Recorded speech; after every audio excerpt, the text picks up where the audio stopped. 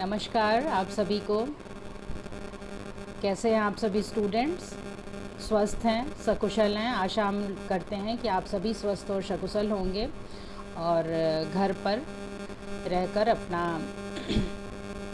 अध्ययन जारी रख रहे होंगे।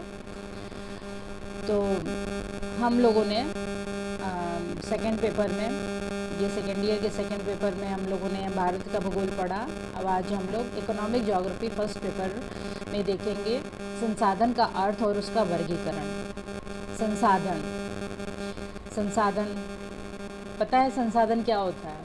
बहुत सुना है, संसाधन सुना है ना। मृदा संसाधन, जल संसाधन, सभी चीज़ों के साथ संसाधन लग जाता है। मतलब एक संज्ञा तो होता ही है, उसके साथ एक संसाधन वर्ड भी लग जाता है। तो क्या होता है, उस जो भी वस्तु है, जो भी तत्व है, उसका महत्व क्या होता है? बढ़ जाता है कि घट जाता है? बढ़ जाता है, बिल्कुल सही। तो संसाधन क्या है? रिसोर्स। आप लोग सुनते होंगे सेमिनार वगैरह में रिसोर्स पर्सन आने वाले हैं, मतलब जरूर कोई स्पेशल चीज़। तो संसाधन वो स्पेशल चीज़ है, कोई भी तत्व जो मानवीय आवश्यकताओं की पूर्ति करने में सक्षम है, वो संसाधन कहलाती है। संसाधन मनुष्य के लिए उपयोगी होता है और मानवीय उपयोगिता ही किसी भी वस्तु को संसाधन बनाने में अग्रसर होती है। जब तक किसी संसाधन का, किसी वस्तु का कोई उपयोग नहीं है, वो संसाधन नहीं कहला सकता जब तक हमको उसका उपयोग पता नहीं है। हाँ, जैसे मान लो अगर मिट्टी यहाँ पड़ी हुई है, उस मिट्टी का हमको उपयोग नहीं पता है, तो हमारे लिए क्या है? मिट्टी है। लेकिन जब हमको उसका उपयोग पता चल गया कि ये मिट्टी, इसमें ये चीज़, ये फसल हो सकती है, ये मिट्टी मनुष्य के इस काम आ सकती है, तो तुरंत वो मिट्टी से मृदा संसाधन या मिट्टी का संसाधन बन जाता है। तो संसाधन में जो मेन चीज़ है वो है उसकी उपयोगिता, यूटिलिटी। Very good. तो मनुष्य के लिए उसकी उपयोगिता ही उसे संसाधन बनाती है। अब उसकी उपयोगिता किस पे निर्भर करेगी? वो चीज़ तो अगर मान लो मिट्टी है तो उसके अंदर तो है ही, क्षमता है, लेकिन कैसे जाना हमने कि उस मिट्टी से वो मिट्टी संसाधन है? कैसे जाना? हमने अपने द्वारा जाना ना। मनुष्य अपने द्वारा समझता है, यानी कि मनुष्य की भौतिक, बौद्धिक और सांस्कृतिक क्षमता पर निर्भर करता है कि क्या चीज़ संसाधन है और क्या चीज़ संसाधन नहीं है। ठीक है, तो आपको संसाधन का अर्थ समझ में आ गया होगा। संसाधन के संबंध में अनेक विद्वानों ने अपनी परिभाषा दी है, जैसे कि एक बहुत प्रमुख परिभाषा हम लोग पढ़ते हैं जिमरमैन साहब की। उनके अनुसार संसाधन कोई वस्तु या पदार्थ नहीं है। संसाधन कोई वस्तु या पदार्थ नहीं है, बल्कि वो कार्य है, किसी भी चीज़ का वो कार्य है जिसके द्वारा वो पदार्थ या तत्व मानवीय आवश्यकता की पूर्ति करता है। जैसे मिट्टी का भी हमने उदाहरण दिया, तो मिट्टी का वो कार्य, वो उपजाऊ होने का कार्य और उसके द्वारा कोई भी फसल, बीज को पौधे और वृक्ष के रूप में बनाने का ये जो कार्य है, वो क्या है? वो कार्य ही उसका संसाधन होना है।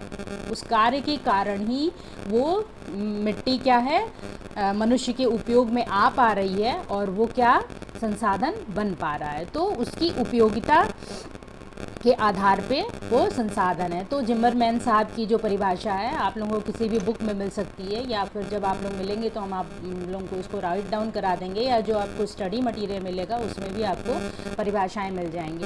अब हम देखते हैं संसाधनों के अर्थ के बाद संसाधनों की प्रकृति क्या होती है। संसाधन की प्रकृति में जो मेन चीज़ें हैं वो है, संसाधनों में उपयोगिता होती है। आपने देखा कि संसाधन की सबसे प्रमुख प्रकृति जो है वो है उसकी उपयोगिता, उसका मनुष्य के काम में आना। ठीक है, तो जो भी मानवीय तत्व या पर्यावरणीय तत्व मनुष्य के उपयोग में आ रहा है वो संसाधन है। ये संसाधन की सर्वप्रमुख प्रकृति है।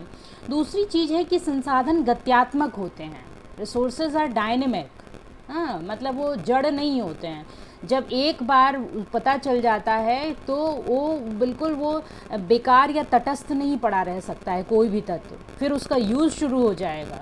ठीक है, जैसे कोयला है, कोयला के बारे में अगर नहीं पता है तो क्या है, एक ऐसे ही पत्थर है, काला पत्थर है, लेकिन जब उसकी यूटिलिटी पता चल गई कि वो एक संसाधन है, बहुत महत्वपूर्ण संसाधन है, तो फिर क्या कि अब वो बिल्कुल वो पड़ा नहीं रह सकता, एक पड़ा हुआ पत्थर नहीं रह सकता, अब उसमें गति आ जाएगी, उसके संबंध में कार्य करना शुरू हो जाएगा, उसको कैसे यूज़ करें कि वो मनुष्य के कार्य में आ सके। तो पहला तो हो गया कि संसाधन उपयोगी होते हैं, उसमें उपयोगिता होती है। दूसरी चीज़, संसाधनों में गत्यात्मकता, डायनेमिक होते हैं। उसके बाद है संसाधन मूर्त और अमूर्त दोनों ही हो सकते हैं, बोथ कॉन्क्रीट एंड एब्स्ट्रैक्ट। मूर्त संसाधन को उदाहरण दिमाग में आ रहा है, किसी भी मूर्त संसाधन का उदाहरण, मृदा संसाधन, भूमि संसाधन, जल संसाधन, कोई भी खनिज संसाधन, आपने इतने सारे खनिज पढ़े हैं, हाँ, कोई भी वो खनिज संसाधनों में बहुत सारे संसाधन हैं, ये सभी क्या है, मूर्त मानव संसाधन। हम सभी तो संसाधन हैं, तो हम लोग भी तो मूर्त हैं। मूर्त यानी कि जो दिखाई दे। और अमूर्त संसाधन, अमूर्त भी होते हैं संसाधन, जैसे कि हमारा ज्ञान, हमारी कुशलता।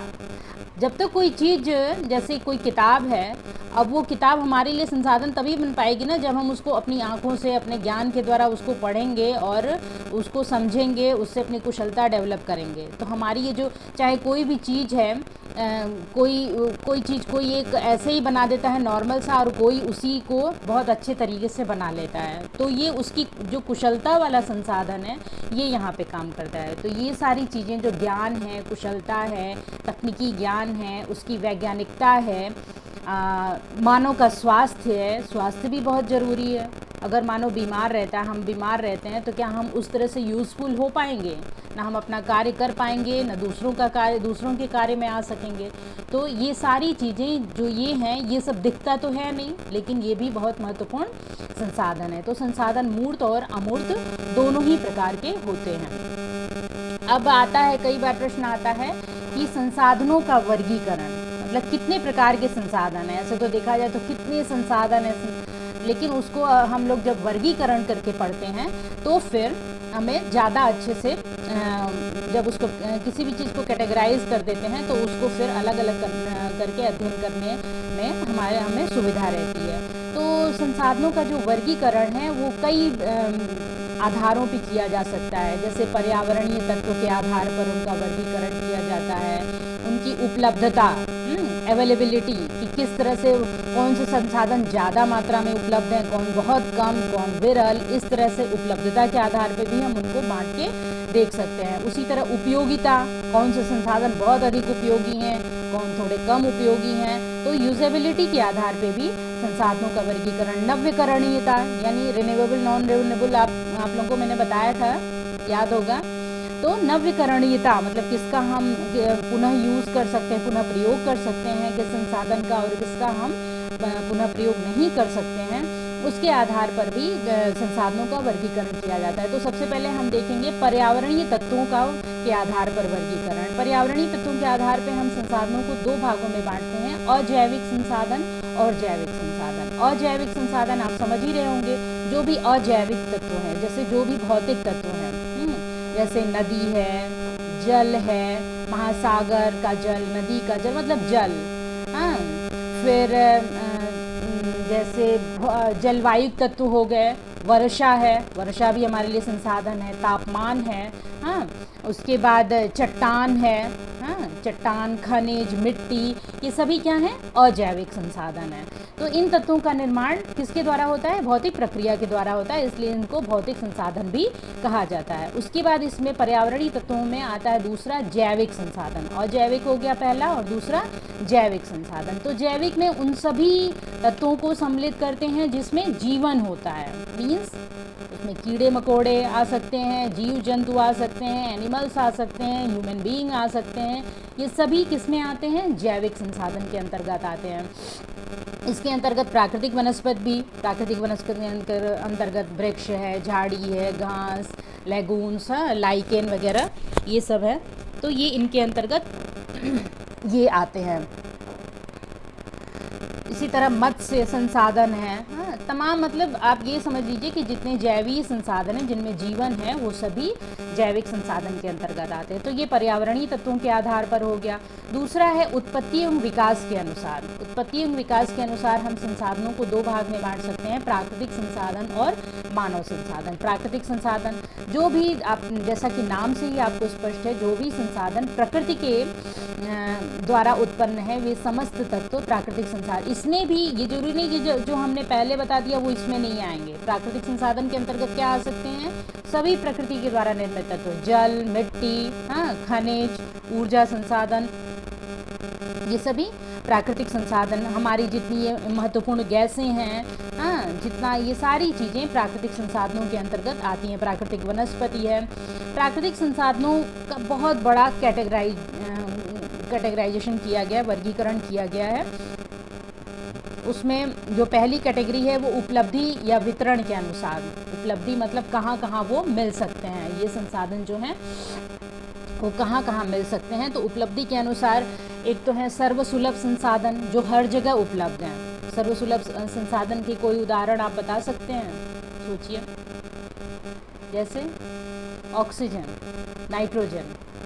हालांकि ऑक्सीजन अब इतना हम लोग पर्यावरण प्रदूषण कर रहे हैं कि उसकी अब दिक्कत ही आने लगी है, लेकिन ये जो चीज़ें हैं वो सर्वसुलभ हैं।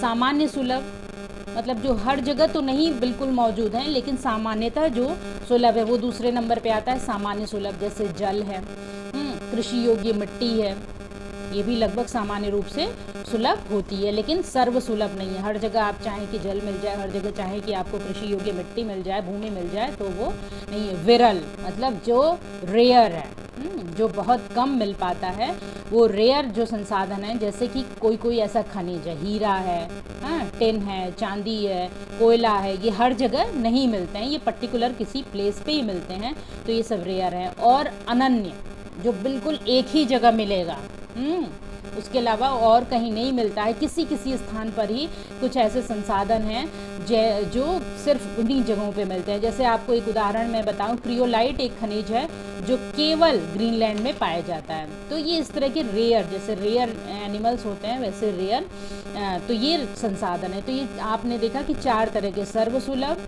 सामान्य सुलभ, विरल और अद्वितीय। ये हो गया हमारा उपलब्धि के अनुसार संसाधनों का वर्गीकरण। फिर पदार्थ की उपयोगिता के आधार पर, यूटिलिटी के आधार पर क्या संसाधनों का वर्गीकरण 4 तरह से किया जाता है। अप्रयुक्त संसाधन, अनयूज्ड, मतलब जो मनुष्य के लिए उपयोगी हैं लेकिन अभी तक यूज़ नहीं हो पाए हैं, या तो उसके संबंध में ऐसी तकनीकी का विकास नहीं हो पाया है कि वो यूज़ हो पाए, भविष्य में उनके यूज़ होने की संभावना होती है। अप्रयोजनीय, कुछ ऐसे हैं जो अभी जिनके वर्तमान जो हमारे पास तकनीकी है, ज्ञान है, उसके आधार पे हम उनका प्रयोग कर ही नहीं सकते। उनके लिए बहुत, जैसे कई सारे ऐसे प्रोग्राम्स आप लोग देखते होंगे कि होते हैं कि जिसको हमारा जो सॉफ्टवेयर है, जो वर्तमान का हमारा विंडोज़ या वो है, तो वो उसको सपोर्ट नहीं करता है। तो इस तरह के संसाधन जिसको हमारा वर्तमान जो ज्ञान है, हमारी वर्तमान कुशलता है, हमारी वर्तमान तकनीक है, वो उसको सपोर्ट नहीं करती, तो इस तरह के संसाधन हमारे लिए अप्रयोजनीय हैं, अनयूजेबल हैं, तो ये अप्रयोजनीय में आते हैं। संभाव्य संसाधन मतलब जिनकी पोटेंशियल है कि मतलब हम भविष्य में उसके प्रति कार्य कर रहे हैं और ऐसे संसाधनों का हम निकट भविष्य में प्रयोग कर सकेंगे, ऐसे संसाधन कहलाते हैं संभाव्य संसाधन के अंतर्गत, पोटेंशियल रिसोर्सेज के अंतर्गत आते हैं। उसी तरह चौथे नंबर पे है लेटेंट, यानी कि गुप्त संसाधन जो गुप्त रूप में व्याप्त हैं। जैसे कई सारी गैसें ऐसी हैं और भी यूनिवर्स में, हमारे सोलर सिस्टम में कई सारी ऐसी शक्तियां हैं जो हमको ज्ञात नहीं हैं, तो उन जिनका प्रयोग करके बहुत आगे बढ़ सकते हैं, लेकिन अभी हमको उसका ज्ञान नहीं है, तो ऐसे संसाधन गुप्त संसाधन कहलाते हैं। तो ये प्रयोजन के आधार पे संसाधनों का वर्गीकरण हो गया। उसी तरह नव्यकरणीयता के आधार पे तीसरा वर्गीकरण है नव्यकरणीयता के आधार पे रिन्यूएबिलिटी। इसके अंतर्गत हम 3 तरह के संसाधन देख सकते हैं, नव्यकरणीय संसाधन, अनव्यकरणीय संसाधन और अक्षुण्ण संसाधन। नवीकरणीय संसाधन, इसके बारे में आप लोगों से क्लास में बहुत चर्चा हुई थी। नवीकरणीय संसाधन में जिसको हम पुनः एक बार यूज़ करने के बाद पुनः उसका दोबारा प्रयोग कर सकते हैं, दोबारा उपयोग किया जा सकता है। जैसे नवीकरणीय संसाधन में बताइए, जैसे हम जल से, ठीक है, जल से जो हम बिजली बनाते हैं, पानी से जो बिजली बनाते हैं, तो एक बार उससे बिजली बनाने के बाद फिर ऐसा नहीं कि उस पानी में बिजली है और वो ख़त्म हो गई, ऐसा नहीं होता ना। फिर उससे हम दोबारा बांध बना के, डैम बना के, और उससे हम बिजली बना सकते हैं। इसी तरह वन संसाधन है। वन संसाधन, हालांकि इसमें मतलब इस तरह की बातें हैं कि अगर हम एक बार पेड़ काट दें, उसको न लगाएं तो फिर वो अनवीकरणीय हो जाएगा, लेकिन अगर हम पेड़ काट दें और फिर उसको वहाँ पे उसी जगह पे दोबारा दूसरा लगा दें तो वो हमारे लिए नवीकरणीय संसाधन हो जाएगा। इसी तरह मिट्टी है, लेकिन मिट्टी का हम अगर इतना ज़्यादा यूज़ कर लेंगे कि वो बिल्कुल बंजर हो जाए, उसका उपजाऊपन ख़त्म हो जाए, तो भी सही नहीं है। लेकिन मिट्टी को भी हम दोबारा प्रयोग में लाते हैं। आप देखते हैं हर साल हम मिट्टी में अपने अनाज बोते हैं और फिर वो उपज उससे प्राप्त करते हैं, तो ये हैं नवीकरणीय, जिनका हम दोबारा यूज़ कर सकते हैं। उसके बाद दूसरा है अनवीकरणीय, मतलब एक बार जिसका हम प्रयोग करने के बाद पुनः उसका उपयोग पुनः प्रयोग में हम नहीं ला सकते। जैसा आप उदाहरण देखते हैं, पेट्रोल पंप पे जाते हैं, पेट्रोल डीजल डलाते हैं, एक बार डलाते हैं, फिर वो धुआं बन के ख़त्म हो गया, फिर दोबारा डलाना पड़ता है। तो ये जो इस तरह के जो हमारे खनिज संसाधन हैं, ऊर्जा संसाधन हैं, वो इसमें आते हैं। कोयला है, पेट्रोलियम है, प्राकृतिक गैस है, इतने जितने जीवाश्म ईंधन वगैरह हैं वो इसमें आते हैं अनवीकरणीय ऊर्जा संसाधन में। और अक्षुण, इसके अंतर्गत ऐसे संसाधन जो हमेशा अक्षुण रहते हैं, जो नहीं ख़त्म हो सकते, जैसे सौर ऊर्जा, सोलर एनर्जी का आप आजकल देख रहे हैं, बहुत बातें हो रही हैं सोलर एनर्जी की। तो सौर ऊर्जा है या सागरी जल से मिलने वाली ऊर्जा है या भूगर्भिक तापीय ऊर्जा है, तो ये सारी चीज़ें अक्षुण रहने वाली अक्षुण संसाधन है। तो नवीकरणीयता के आधार पे आपने देख लिया। तो आपने एक देखा प्राकृतिक संसाधन के आधार पे इतने सारे 3 वर्गीकरण के अंतर्गत अलग अलग पार्ट्स में वर्गीकरण देखा। अब प्राकृतिक के बाद होता है मानव संसाधन। मानव भी एक संसाधन है, आप भी संसाधन है। बिल्कुल सही। जब हम संसाधन बनेंगे तभी तो हम दूसरों को, दूसरी चीज़ों को पहचान पाएंगे कि वो संसाधन है कि नहीं है। हाँ, तो इसीलिए कहा जाता है कि अधिक संसाधन मनुष्य में है, न कि भूमि में है। अगर मान लो बिल्कुल कोई बच्चा है तो उसके लिए बहुत बड़ा यहाँ पे बहुत महत्वपूर्ण बहुमूल्य खनिज और बहुत सारी चीज़ें ऐसे ले आके रख दो तो उसके लिए वो बिल्कुल कोई उसका महत्व नहीं है। और कोई एक जानकार है तो उसके लिए बहुत महत्व है। यानी कि मनुष्य की बुद्धि में है जो है वो सबसे बड़ा संसाधन है। मनुष्य की बुद्धि, उसकी कुशलता, उसका तकनीकी ज्ञान, ये सबसे बड़े संसाधन हैं। तो मानव भी एक बहुत बड़ा संसाधन है, और क्योंकि वो सारी चीज़ों को यूज़ करना जानता है, प्रयोग करना जानता है, और कैसे प्रयोग करें, कैसे सारी चीज़ों को बचाए रखते हुए प्रयोग करें, ये उसके ऊपर, ये उसकी क्षमता के ऊपर निर्भर करता है, उसके ज्ञान के ऊपर निर्भर करता है, उसकी तकनीक के ऊपर निर्भर करता है। तो ये आपने आज पढ़ा, संसाधन क्या होते हैं, उसकी क्या परिभाषा है और उसका क्या वर्गीकरण है। ठीक है, आशा है आप इसको, इस चैप्टर को भली भांति समझ गए होंगे और इससे, इस लेक्चर से लाभ उठाएंगे। फिर अगली कक्षा में हम मिलेंगे।